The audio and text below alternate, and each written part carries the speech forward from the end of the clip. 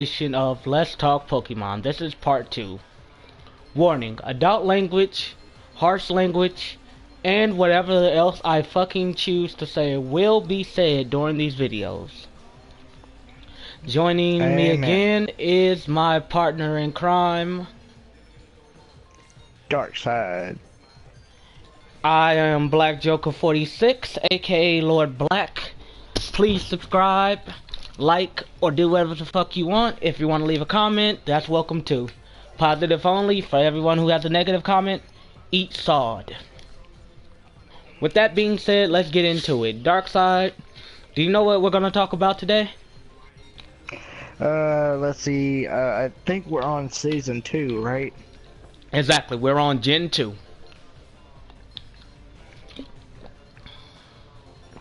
Brought to you in part by Mountain Dew Voltage. Mountain Dew Voltage tastes very, very good. So does Calypso. Strawberry lemonade. Okay, Taste so the secret of the islands. when we last left off, we were talking about Ash getting to Johto, how Team Rocket stole, what was it, Totodile, and how basically Giovanni despises that certain Meowth. Yes, we're talking about the one who has that base, all about that base, no dwebble. And if you look on screen, no, your eyes are not playing tricks on you. Adult language and content has been issued. You see Bulma Brief's tits. And not just the tits, but the bare nipple as well. We all know what Baby Trunks was sucking on when he got hungry. But to get into the topic, Vegeta likes to gobble gobble. Alright, we all know Vegeta's a titty man. Good for him. Same as I. But to get into the topic, let's talk Pokemon. So, if we look at the gym badges, this is where Ash sheds his fraud skin and actually picks up some good skills, which would be his badge requiring, because nobody gave him a badge during this season. It was all hard work and dedication. We take it to our first gym leader, Faulkner, or as I call him, Fokker. The first time that you have a Pokemon gym.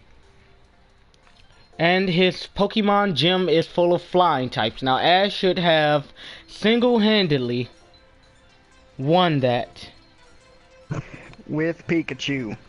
But it probably didn't go down like that, because I don't remember how he won the first one. He didn't win it with Pikachu, I remember that. Well, there you go. Ash was a fuck up, but I think he still won because he actually was a better trainer, even though he was still technically new to the world of training Pokemon. Yeah, I think that's a matter of opinion. Well, technically he was still new to the world of training Pokemon. I mean, he had one championship under his belt, which was the Orange Islands, but as a lot of people like to say, Orange Islands aren't canon, but I gotta disagree.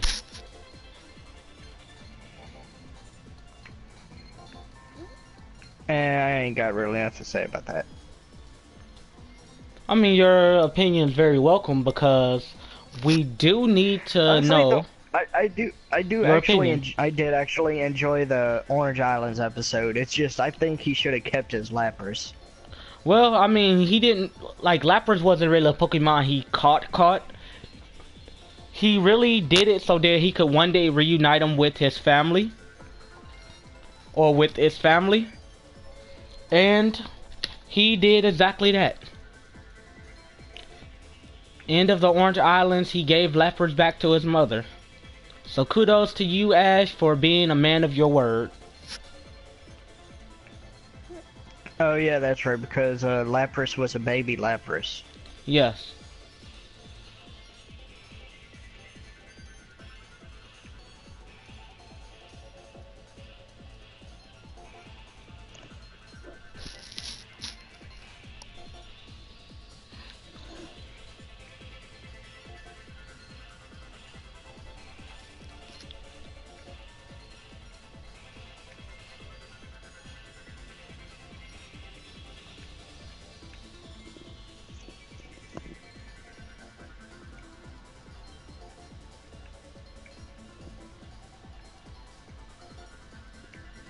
So, Dark Side, I think you should talk for a second and give us your opinion because right now I'm in the middle of adding a new person from PlayStation.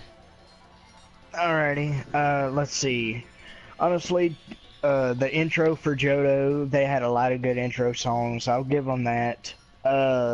He still kept he still had Misty with him, and Brock came back for the journey. Thank God. We all know that the friggin' picture guy from Orange Islands was he was a dirty hippie. A dirty hippie, you say?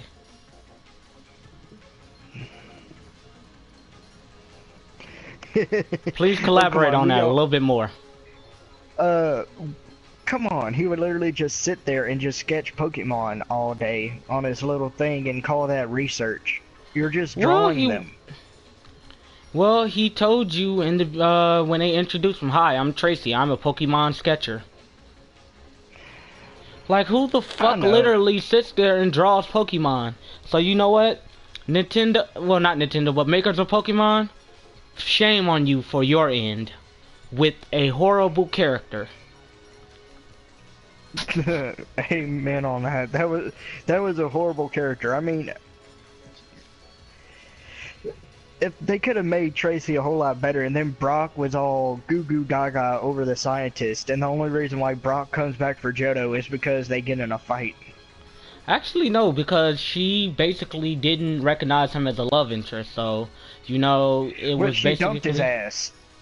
Well, that too. He was trying to get in the skins and could never get the skin because Professor Ivy, I think her name was. I think it was. Yeah, she had a massive pair of tits. Just like Boma does on my car. Oh yeah. Honestly, I'm surprised Brock never went goo-goo for Misty, although he did do it for her sisters. Well, think about it. Misty, technically Brock is like, what, 15 to 17 is the age range. And Misty is closer to Ash's age, which is like 11 or 12. So not only would it not work, but Brock would receive some jail time.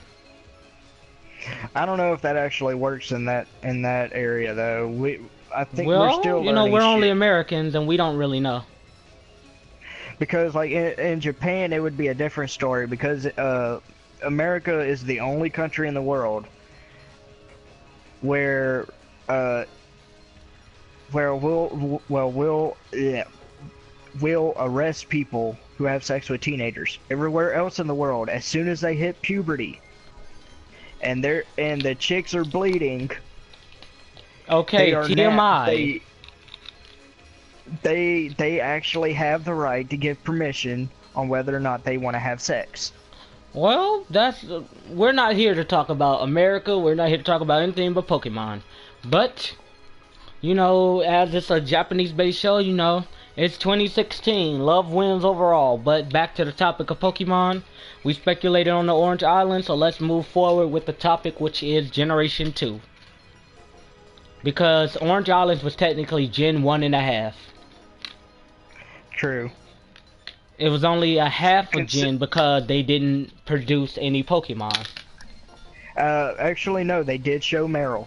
Well, Meryl was not a Gen 1.5 exclusive Pokemon. He was to show the very next generation of Pokemon. Right.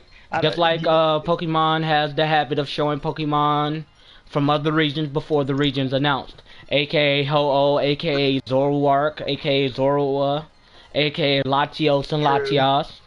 So Nintendo has a tendency for leaking. Pokemon has a tendency for leaking. True. That is very true. But they also have another tendency too.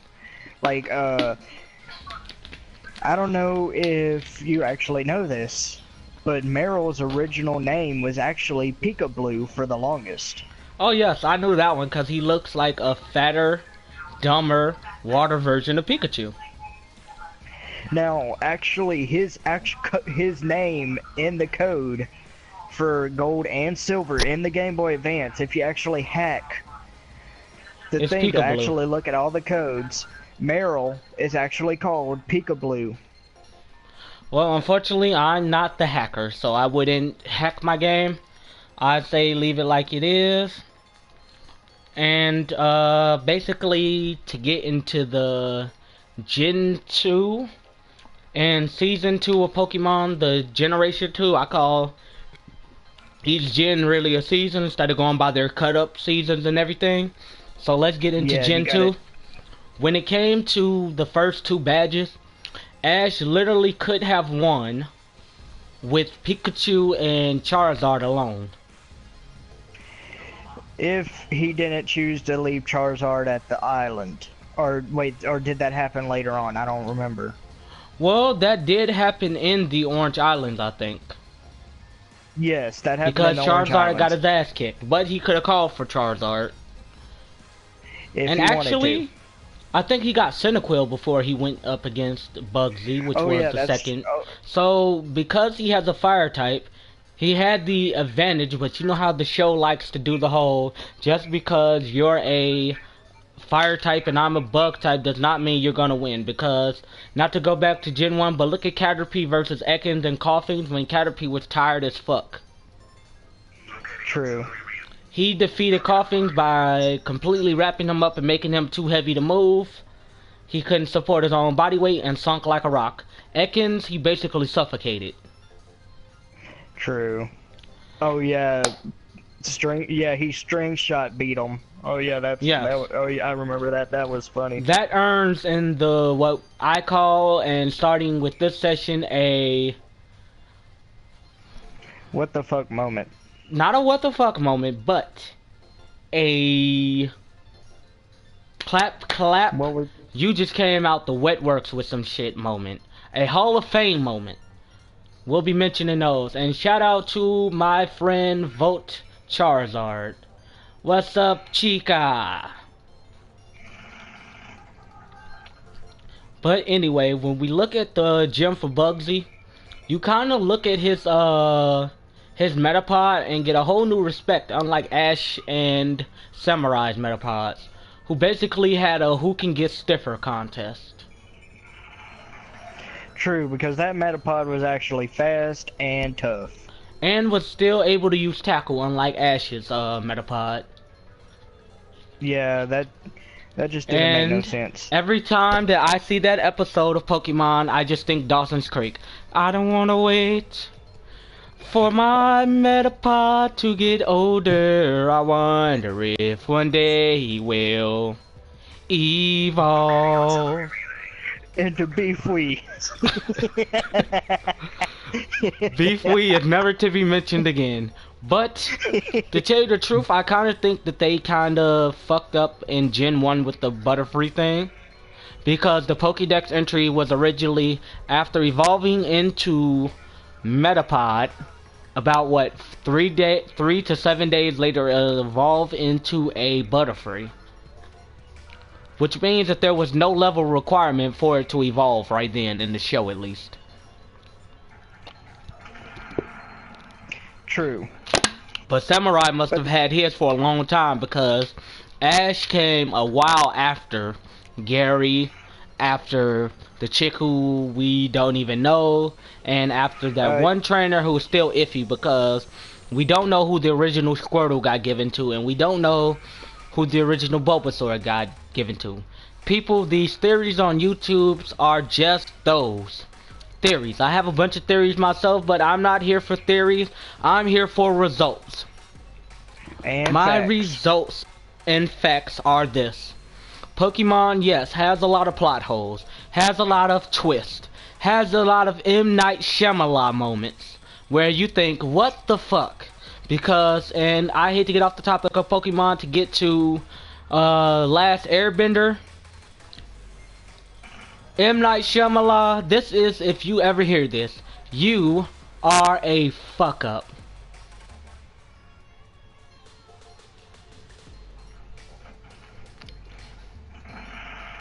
Any I comment? think he already knows he is, though. I think he already knows that he is a fuck Think about up. it like this.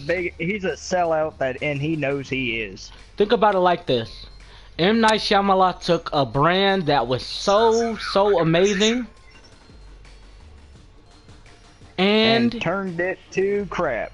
exactly. My question to M. Night Shyamalan is, how do you make a chick's hair look like a dick? I just want to know. How do you literally make it look like a penis? Oh yeah, he did do that, didn't he? Yes, he made Princess Yue's hair look like a giant cock. The song Some Type of Way, Some Type of Way, he fucked that movie up some type of way, comes to mind. Secondly, the way that he did Fire Lord Ozai was completely and utterly bogus, because nobody saw Ozai's face until season 4. Not a single person saw Ozai's face till season 4. Oh yeah, that is true. Secondly, he said he wanted to make all the elements equal in each and everything, so that's why firebenders could not bend out of their hands and stuff, and why earthbenders, you know, but there's his controversy right there, where you get a lot of plot holes for that. One, and I'm sorry guys to get off the topic of Pokemon, but this has to be said. One, earthbenders have an unlimited source because they're on the ground. And their title is Earthbenders. Second, I got 8 subs. Yes, I do. Please subscribe and push that like button for the chance to get a protein frokie from me. I will personally give a viewer who can tell me and vote, no, you cannot participate in this contest due to the fact of you already know. But if anyone can name my very first dark type Pokemon, I will give you a protein frokie with great IVs. With the nature being timid. So please subscribe and push that like button for me. But alright, so when it comes to M. Night Shyamalan and Avatar: The Last Airbender, I consider him a complete and utter failure, aka a fuck up. Avatar, rest in peace. No, because Legend of Korra kinda saved it just about 2%. Because most people didn't like Legend of Korra, but you have a nice audience who did. I was one of those audience who did like Legend of Korra, but we're gonna stick to the regular Avatar and then we're gonna get back to Pokemon. When it comes to the movie Last Airbender, here's everything that's fucked up. Earthbenders make 1,500 moves before the ground even comes up to do their move. Firebenders are confined to using fire that they have to bring with them, instead of it being able to shoot out of their hands. Airbenders... Yeah, because... Now, airbenders have an unlimited amount. Their own body heat. Exactly. Airbenders have an unlimited amount of air. Because air is literally everywhere, no matter where you are.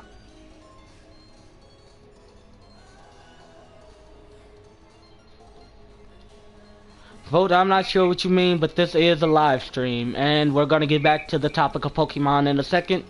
But M. Night Shyamalan messed up when he basically, you know, he even fucked up the death scene where Aang gets his avatar state for the first time that we see. Because one, you were supposed to have an entire skeleton waiting there. Not just the necklace to make him believe that everyone's dead. Like, oh yeah, that is true. Thirdly, Aang summoned a giant tsunami wall and held it there. I give him kudos for that. That's about the only thing I don't send him for.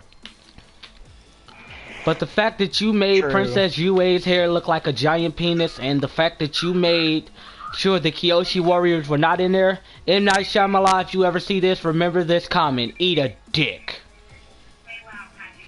Alright, back to the topic of Pokemon. Now for the third gym, which was Whitley, I gotta admit, she's one hell of a trainer with a milk tank. Oh yeah, that I'm not gonna lie. Whenever I first played Gold and Silver, I was actually having trouble with her. That's why they tell you Chikorita's the very first. Well, Chikorita's the best type to use against Whitley. But if you can get you a Cyndaquil, and evolve it to Quilava and get you a Nidoran who knows Double Kick, it's Brock all over again. True. Just make sure that your Pokemon skills are high.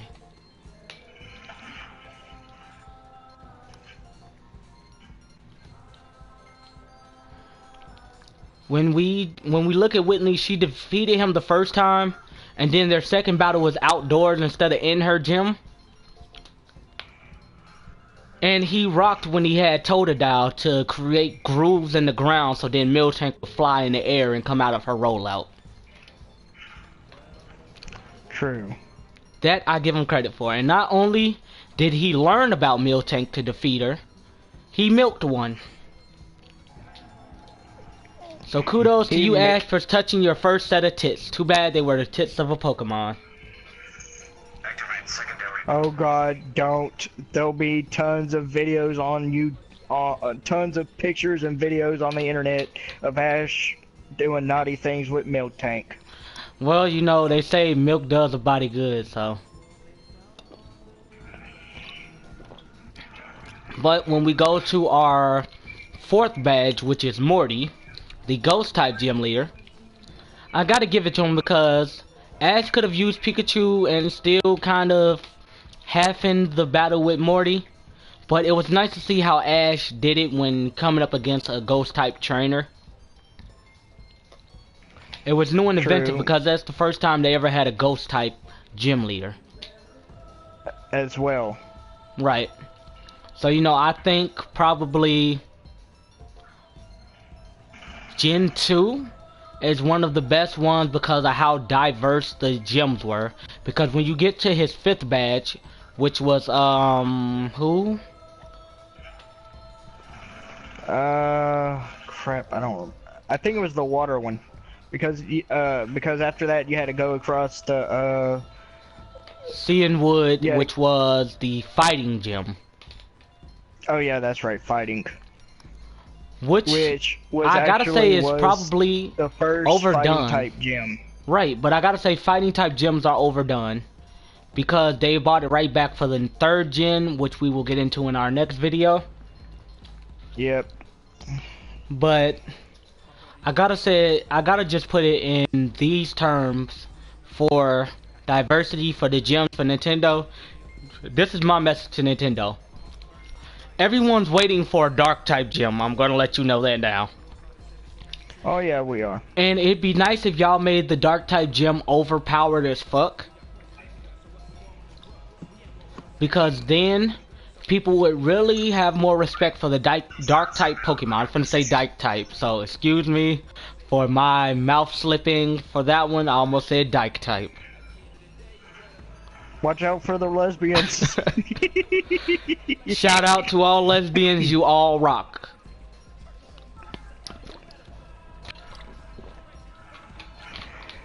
My thing with dark types is we all like to lick that kitty. Okay, pineapple's right there, and back to the subject of Pokemon. When it comes to the diversity of gyms, we kind of see the same type over and over and over again, which is getting way too predictable. And I'd rather see a nice, different type of gym because I've seen a lot of grass gyms. I've seen a lot of ghost type gyms. I've seen a lot of fighting gyms. I've seen a couple rock gyms. I gotta say that you guys are starting to come around to it when you introduce the fairy type gym. But when you guys introduced the fairy type, come on now. You just put a giant pink dick up everyone's ass. Watch out for Jigglypuff. Cause she'll sing you to sleep while she's fucking the hell out of you. I'm not gonna lie, they actually did find a way to make Jigglypuff tough. And I thought that was impossible.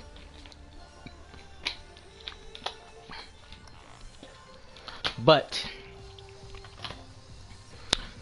yeah, I like to see a lot more diversity with gyms.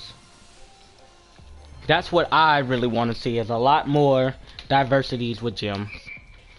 It would be nice if you guys would maybe put in a dark type.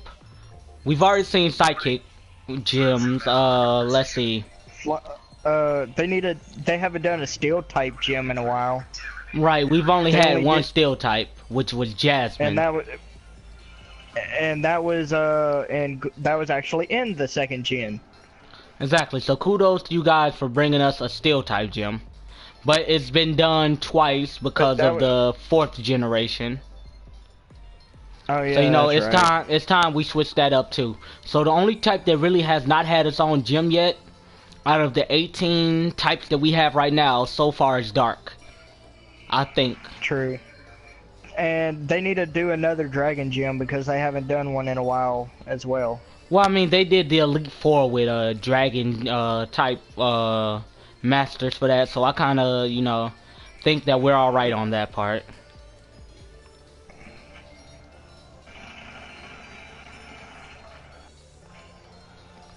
Yeah, but it's always a little fun. At least then you would have a reason to catch fairy types. Oh, we're going to a dragon type gym? No, okay, because let's get Jigglypuff. Because if you remember me and your battle from yesterday, my crocodile can take down a fairy as long as I'm faster.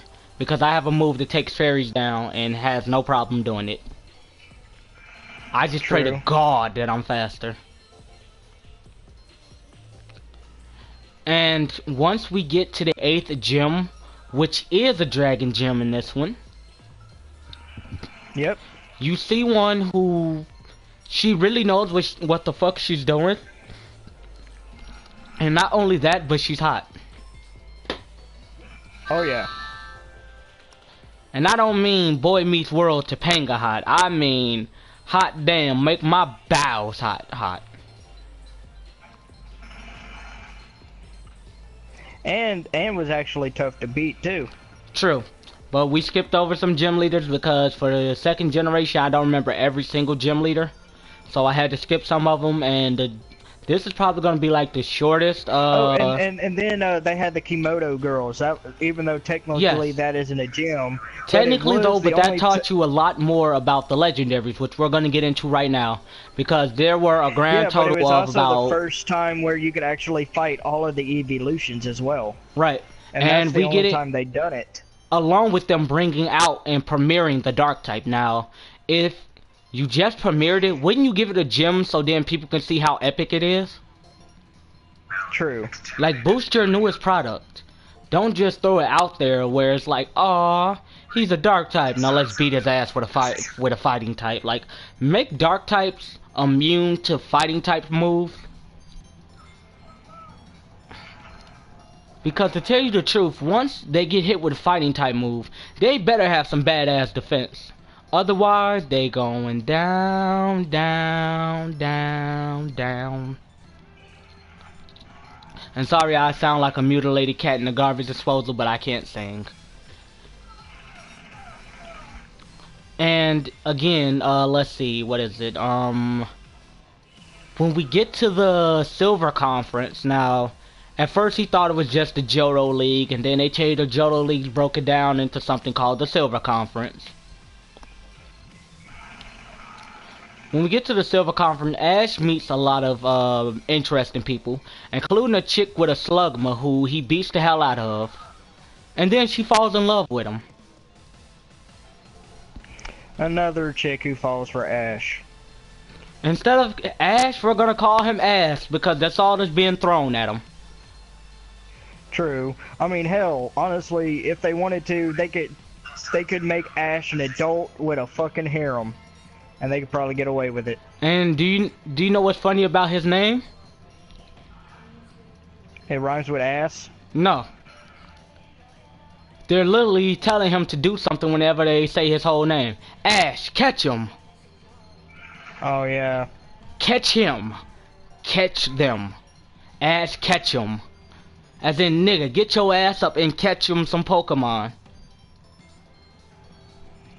But of course, that's only my opinion. Honestly, I'm not gonna lie, that's actually a really stupid name. Hey, think about this. The name Adolf Hitler.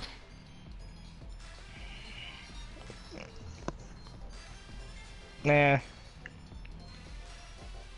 How many people like his name? I wonder if he's. I wonder how many. I wonder how many of his descendants get fucked with because of their names. Actually, he doesn't have any descendants. But some lady actually did name her child in the United States of America Adolf Hitler Johnson. Oh, God. Do you know that that child's being ripped on for the rest of his life if he has not already taken his own life? He probably ate his mom's gun when she was asleep for her to wake up to his brains all over the ground. Not to get into a dark type thing, because this, even though, you know, there's a dark type Pokemon, we're gonna get back to the topic of Pokemon like we should be. But my thing is, with Gen 2, they had a lot of chances to do right by a lot of Pokemon and didn't. But they also did one hell of a story for legendaries that made sense. When you come to think about Ho-Oh, Lugia, Entei, Raikou, Suicune, Celebi. Am I missing anyone? I have no idea. Celebi, we're gonna take out because they didn't even do an arc for Celebi. They just gave him a movie to make up for not even putting him in the show. That's exactly why there's no legit place to catch Celebi, and every Celebi you get is an event one. Actually, no. The only legit Celebi you can catch is only in Japan, because they did not bring it to America. They thought that we Americans were too stupid to understand it. Then how do you explain the Celebi we got from the Pokebank and all that? Well, I'm talking about legit. Yes, those are all legit. They all have the symbol by their name. Like there's a little pentagon by their name. That means they're a legitimate Pokemon. Yeah, but those were also events and given to you. Right, but I'm saying there's like the Japanese version is the only version where you can go into the forest and catch Celebi. What I mean by legit Celebi is, even though it's an event Celebi, it's still a legit Pokemon. But yeah. I get your point as well, Darkside.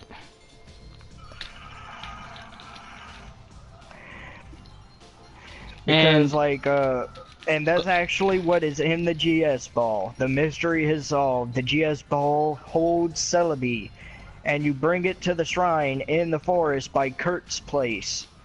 You put the GS ball in there, and boom, Celebi comes out of it, and you gotta try and catch him. And there's the mystery behind that one. So if you buy you a Japanese version of the game, you do that and you're all good. Now, if we get back to the topic of the legendaries, we're going to start with Ho-Oh. Ho-Oh was premiered in Gen 1 actually, as he flew past Ash in a rainbow, granting him eternal happiness. In the very first episode, which means Ash was going to run into all the Pokemon that he wanted to run into, or all the legendaries that he was gonna meet, so he can become a Pokemon master. As well as smooch with Latias. Exactly, and I'm gonna put the theory of Ash being in a coma to a rest. No, Ash is not in a coma, and here's the reason why. One, he threw a rock at a Spearow who got mad and decided he's going to fuck him up with his whole entire crew.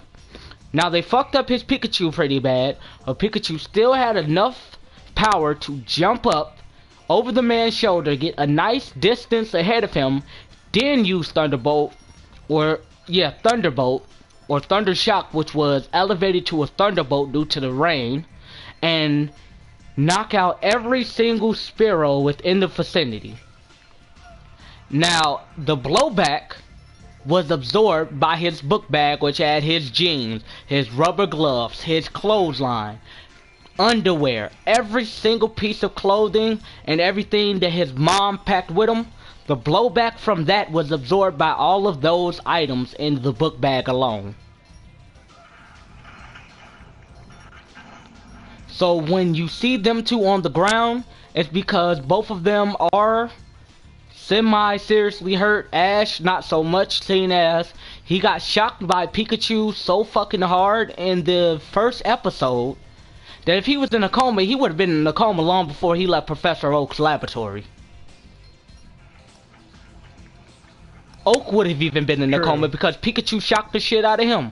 Ash picked Pikachu up the very first time and Pikachu got mad. He had that fuck you touch me for ass nigga look. True. So there's the rest to Ash being in a theory. I'm sorry, Ash being in a coma theory. I just put that to rest. So if anybody goes to Proto Mario and says, "But Proto," tell him come watch this video. But Proto, quiet Tell comment him section. come visit Lord Black, aka Black Joker 46. If you got a PlayStation, add me on PSN. Black Joker 46 all day. That's me. And you can get my contact information from Black Joker. Now, after putting that to rest, we're gonna jump right back into Generation 2. Hold on. One, I'm on YouTube. People on YouTube, you're interrupting my live stream. My bad. Hopefully no one heard that because that was my sister. They heard it. Because I was able to hear it. Oh well, you live and you learn. Love my sister to death though. Is she single? No, she is not, and I'll beat you with a rubber bat if you come near her. I'll violate you with 8 rubber bats. So after putting the Ashes in a coma theory to rest, what other theories are so far out there that I can put to rest? That Ash is forever young. Yes, he is forever young because, and the creators have come out of their own mouths and said it. Ash will remain 10 years old because they're trying to appeal to a child's audience.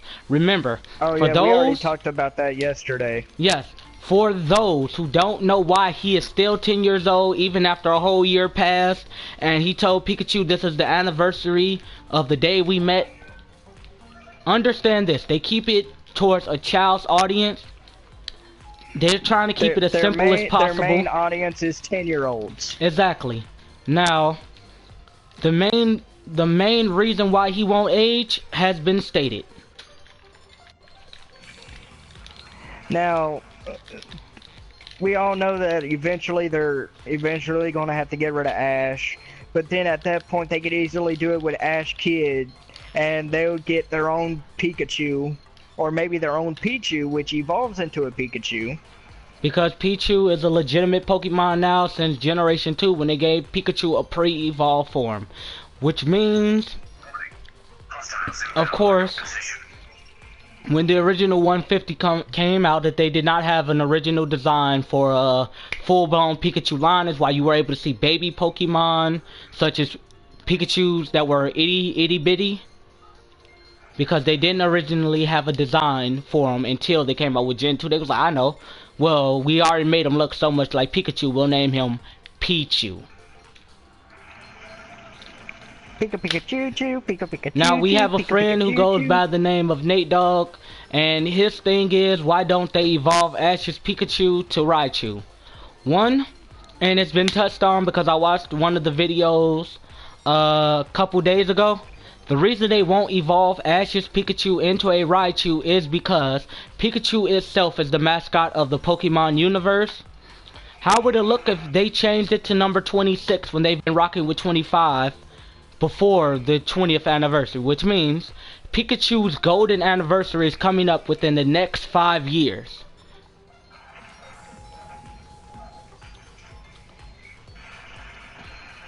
True.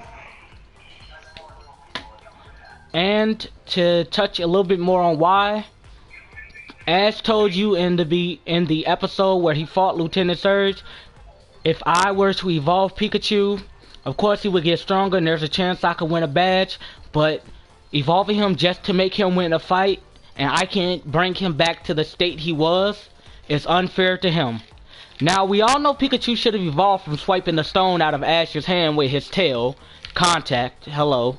But it's Pokemon. There's gonna be a lot of holes in it because no anime is perfect, not even One Punch Man. And shout out because One Punch Man is awesome. But I found a video that was hilarious as hell starring One Punch Man, where they played the Caillou theme song while he was getting up out of bed and attacked by somebody. And you know what? I tagged a friend and it was like, Caillou has grown up to kick ass. There's actually several others as well, to where it's Caillou, then it's the bald guy from Bleach, I can't remember his name, and then he turns into One Punch Man. Oh wow. As you guys can see, a lot of these animes that we mentioned will have a lot of things that you can really touch on, but we're going to get to the back to the second season. So when Ash gets to the to the Silver Conference, because he didn't get to the Gold Conference, there is no Gold Conference. When he got to the Silver Conference, he was able to really, you know, show himself as far as how far he's come. Now he made it into the top 8. Which before he only got into the top 16. Now which means he's more than halfway, chopped half of his, you know, shown that he's progressed more than half his skills as a Pokemon trainer. Once he got to the 3rd generation, which we're not going to touch on right now, he did a lot better. But as for 2nd generation, it was only the 2nd generation, which means Ash Ketchum still had a lot of growing to do. Warning. Hostiles inbound on your position.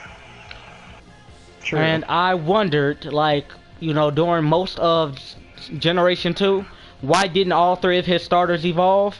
Then I remember, it'll never be one where all 3 of his starters evolve. It may be one where maybe 1 or 2 of them evolve, and then you have, you know... technically Chikorita did evolve into Bayleaf. Yeah, and Bayleaf was 1,000 times heavier than Chikorita when she tackled him. Because she was still in love with him. And then eventually evolved into... No, she hasn't evolved into a Meganium yet. Yeah, that's right, it's later on, but eventually she does. Well, they haven't premiered that yet, but I'm pretty sure that she's going to evolve into a Meganium. And I'm pretty sure it is a girl. I saw that, though. No, you saw his Cyndaquil during the Sinnoh region evolve into Quilava, but we're not going to touch on that right now. Sorry for the spoiler alert, because we're talking about gen per gen, but, you know, it's like this. Certain Pokemon of his will evolve, and certain Pokemon of his won't, and he'll make it into these Pokemon leagues, and this is where the level thing goes out the window, because people are saying like levels are canon in the anime along with in the games. No, levels are actually only canon to the games. Actually no, there actually is an episode where they do the Pokemon school, and they're going how Eevee learns this move. It went out, I know, that went out the window when Generation 2 came along though. True. And from Generation 2 on, levels went out the window. It's all about that special training that you give them. Because I think I'm going to skip over the 3rd gen because everybody really, you know... Actually, we're going to touch on the 3rd gen for probably 15 minutes. So we're going to go on here from 2nd into 3rd because we've touched on everything during the 2nd gen already. How Ash could have been a better trainer. And just so then everybody knows, the reason why it's called the GS ball is because on the top it's gold and on the bottom it's silver. And they were giving you hints towards the games that were coming out with them gens in case they were released, in case the anime was released before the games came out. Yep. So there you go, is the name behind GS ball, the gold and silver ball. And the reason why they can't open it is because Celebi is inside, and they never pushed the fucking button. Yep, they never pushed the button. They never pushed the goddamn button. Excuse me for taking God's name in vain for any religious people watching. But they never pushed the hot damn button. And that pissed me off because I was like, you guys realize the fucking thing won't open because you have not pushed the button. Dumbasses. Thank you, Dark Side. And then they give it to Kurt, who makes Pokeballs out of acorns. Which is I don't know awesome how the hell because that the Moon Ball, and put an Umbreon inside of a Moon Ball, and I guarantee you that Umbreon will be as happy as a Pikachu getting a bunch of thoughts on Tuesday. Each Pokeball is meant to be a unique way of handling everything. That's one thing we didn't touch about in Gen 2, was the difference between each type of ball. So let's touch on that real quick and then we'll move on to Gen 3. Alright, I know they have the ball that was specialized for water types. Yep. Lure Ball. Yeah, the lure... No, actually the lure ball was for when you fished. Also specialized for water types. True. You had the Love Ball, the Fast Ball, the Heavy Ball, the Moon Ball. I think that wasn't there also a Sun Ball? No, they never made a Sun Ball. Let's see. I know there's another one. I can't remember every name, but those were the 4 that I remember. Now, the Love Ball was to increase friendship for Pokemon like Pichu and them who needed it in the first time that they ever premiered Pichu and them.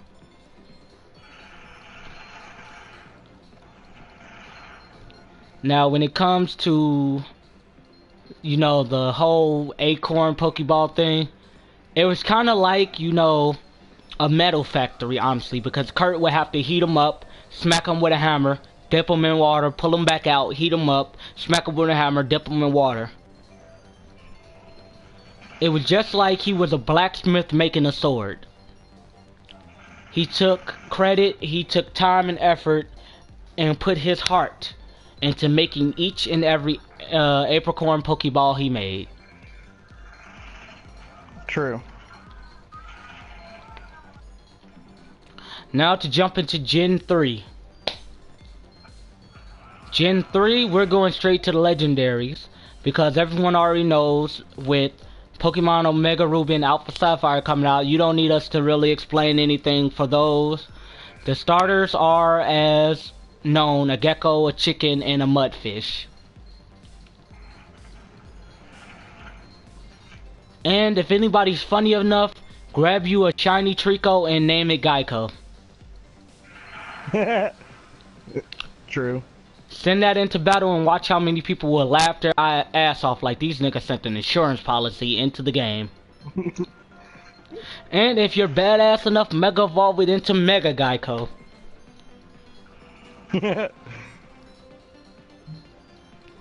Now to get to the legendaries, I'm repping that Alpha Sapphire love with Kyogre, and we're gonna make sure that our dear friend Mr. Darkness here reps that love for Groudon. He'll be telling you about Groudon. I'll speak on Kyogre's behalf. Let's see. I'm trying to remember all that I know about Groudon. Let's see. Groudon's special thing is land. He just by using him, he makes the sunlight grow hot, which increases fire type moves. Yep. Also has the ability to expand the land, I hear. Yes. It heats up so much that it literally makes the Earth's water oceans evaporate.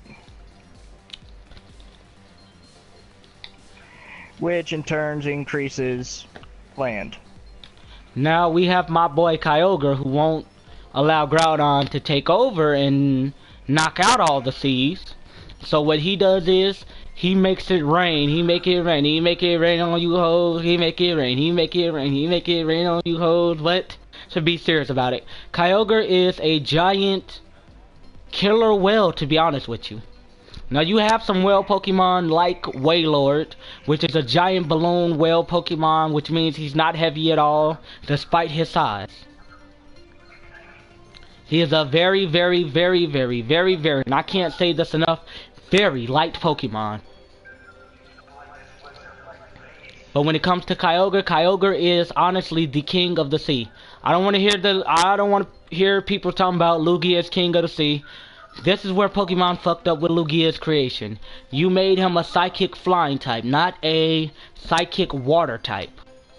He may live underwater inside of whirlpools and stuff, but Lugia is not the king of the sea. True.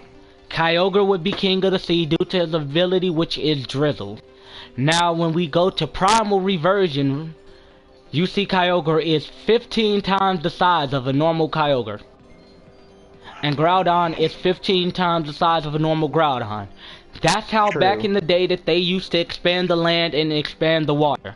Because as long as Kyogre stayed in Primal Reversion, the water could not go anywhere. You couldn't use any weather abilities to make it dissipate. So there was no using sunlight. There was no using hail. There was no using sandstorm. All that was null and void just because of how much power he had from nature. Yep. Same with Groudon. His natural energy expanded the land. This man can walk directly in the water and not feel a single thing. Because his dual typing was fire, ground. True. His ability Honestly, is Desolate Land, I think is what it's called. I think so. And Desolate Land makes sure that no water type moves will hit him. While Kyogre's ability is Primordial Sea. And I'm gonna be honest with you, they did him horribly. Because one, fire type moves are not gonna hurt him that much anyway, with him being a pure water type. They could have given him something a little bit better than Primordial Sea. Honestly, I don't know much about that ability. So for those Basically, it makes it to where no fire type moves are effective against him. That's stupid. Kind of yeah, that's really wrong. It's more than really wrong. It's fucking wrong. Well, doesn't that mean that if fire type moves are already ineffective, wouldn't that make it to where fire type moves don't do any damage at all? Yeah, but here's my thing. Because fire type moves won't even touch him, there's no point in there's no point in giving him that ability due to the fact he's a water type. Fire's not gonna hurt him. True. Secondly, if you were gonna give him an immunity to anything, give him an immunity to grass type moves. Give him an immunity to electric moves. True. Hell, give him lightning rod. Although with his dual type, that does kind of help. Well, Kyogre's not really a dual type once he becomes a primal. Oh, true. He's a pure water type still. My only thing is, you know, they kind of gave him the short end of the stick. But it depends on who gets sent out first. Because if you send Groudon out first and then somebody has Kyogre and he primal reversions, then Groudon is screwed because water type moves will hit him. And the move, Origin Post, I gotta admit, they gave him one hell of a move.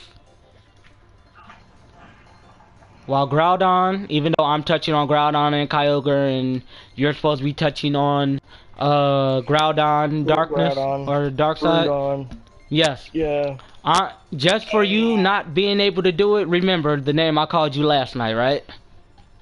Oh God, no. Yes, for the next 5 minutes, you are Squeaky Puff Jr. Oh God.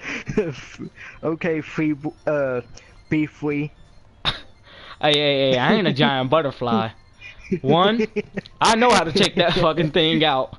I'm gonna summon a fire type and light him on fire. That butterfly's on fire. Also, if anybody wants to laugh, look up Honest Pokemon trailer. Oh God. You will laugh your fucking ass off. Oh yeah. There's one for almost every season now. Yes. So if you want to laugh, just go ahead and look at it. Now we have to touch on the main legendary for the 3rd generation. Now everyone's thinking, well, you guys already touched on Groudon and Kyogre, and I'm pretty sure everyone was expecting this. Rayquaza. Now, this one is the Lord of the Sky. He is the Lord of the Sky and able to bitch both of the legends that we spoke upon. Big time.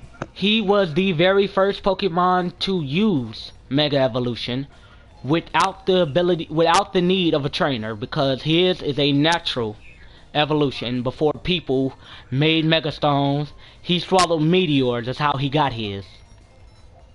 Yep. We're gonna dub him the name Blade Face because, one, his face looks fucking awesome once he I was gonna say primal reversion. Once he mega evolves, his face gets awesome and his ability knocks out both of their abilities, causing them to be able to be hit by anything. Yep.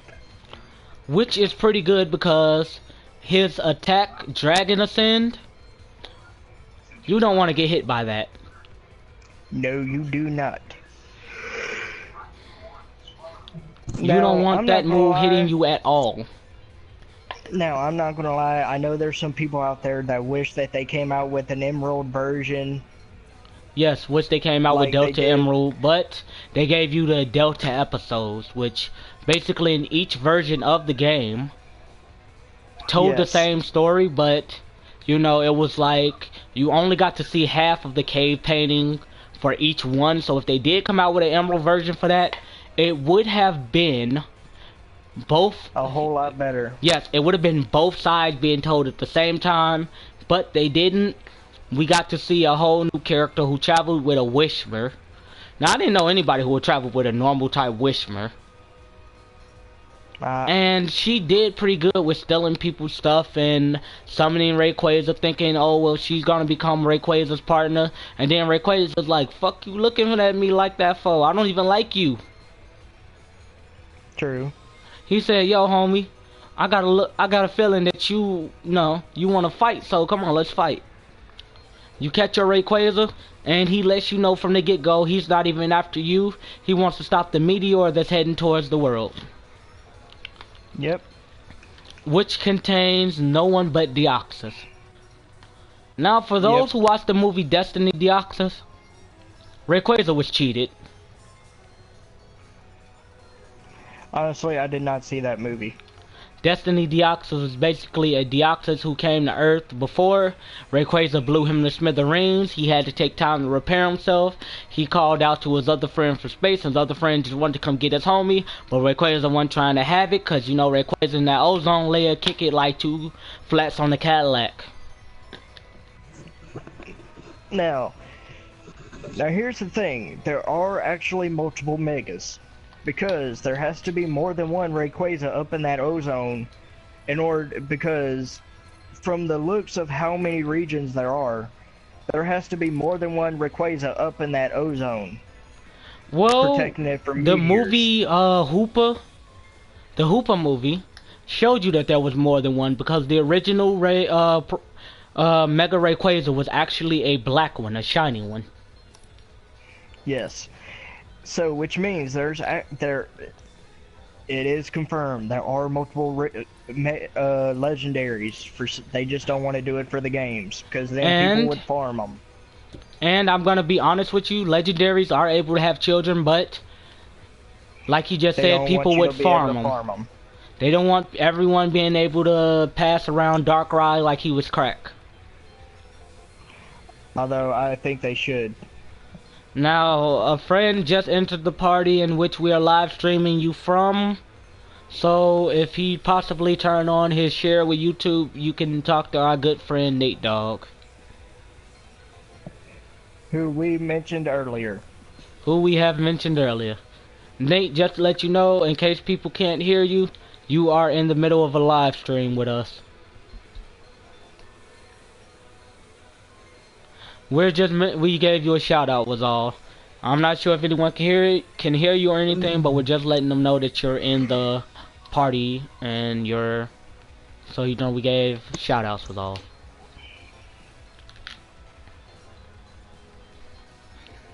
Well, Dark Side will explain it to you. It's in the party chat settings. It's in the party chat settings. But back to the topic at hand, we touched on the 3 legends for Generation 3. Well, there's actually 4 for Generation 3 if you count Deoxys. Well, Deoxys is a virus from space, and he's not. I didn't even really consider Deoxys a Pokemon. Speaking of which, I need help evolving one of mine. Interesting. So if one of you guys could help me evolve one of mine, that would be great. Well, when we're done with this live stream, then I'll help you do it. Because we're about to sign off after we get into Generation 4. We're going to touch on it just a little bit. Can we touch on Yeah. it while we're trading? Because I need to evolve my... It's only going to take about 2 minutes. So, to touch on it, I think they did a lot better with the diversity of types. This is where we get the very first type where it's fire fighting, water steel, and grass ground. Oh yeah. Actually, no, this They is the actually second time we have fire fighting because Blaziken. Yeah. Blaziken. Right, but they did a lot better with the typings for the Sinnoh region than they did for anything else because... Not to mention, let's see, I know I'm jumping ahead in generations, but for Black and White, they did come out with a bug and fire type. Yes, but we're going to touch on that probably on tomorrow's episode. Yeah. But, Which honestly, I think they need to do again. but I kind of think Ash got the better end of the stick when he got Paul's Chimchar. So is this live stream recording? Yes, it is. I kind of Hence why think it's called that live stream. I think that they kind of did give him a good story arc because the Chimchar was one that Paul thought was too weak. He said it never amounted to anything, and what happened? He fully It evolved and beat was his able to fuck ass. up a lot of people. Now that It thing did showed have a him. lot of issues though. Whenever its ability was activated, it lose control. Yes. And it had a trainer who thought it was worthless, so that's why it never evolved for him. Yep. Now, Ash's rival in this one, which was Paul, Paul had too much pride because his older brother lost a battle for Until. And Ash managed to win it. Exactly. You don't like him because of the way that he does things. Well, that's fine, Paul. But at the same time, Ash doesn't like the way that you do shit. But he can't say anything to you due to the fact you're a whole different trainer. He lets you Be have honest- your ways the way you want to have them. True, but if you really think about it, the way that Paul went about catching Pokemon and training them, if you really think about it, he's doing all the IV stuff that's getting really popular now for competitive. Yeah. That's where they first Because he was- introduced it. Yes. And it He- was showing that they didn't actually want people to do it, but you can if you wanted to, but it would get rid of all the fun. That's Exactly. basically what they were showing. Exactly. That's exactly why I don't do competitive battles. Because I battled someone who does competitive battles. I took down 2 of her Pokemon thanks to my Crobat and the rest of my team, but I wasn't able to take down the other 4. I That would goes like to to show, battle even you though with I my am flying a Pikachu. pretty good trainer, I have a long way to go. But I only play the game for fun, so I think my hype is exactly what it's supposed to be. My hype is how I look at myself. Yep. I've got a flying Pikachu that I'd like to battle you with. I'll take you up on that battle in a second, but first let me touch on this for the viewers. The legendaries for season 4 were pretty good due to the fact that that was the first time that they ever did that type of thing. We're not going to mention them until the next episode because we're going to get into how Ash did each and every gym and how he has progressed in the league and so much and so much. But until then, because I have some honing to do, this is Black Joker 46 And this signing is off with the Darkside. boy Darkside and the homie Nate Dogg. Holla at your boy.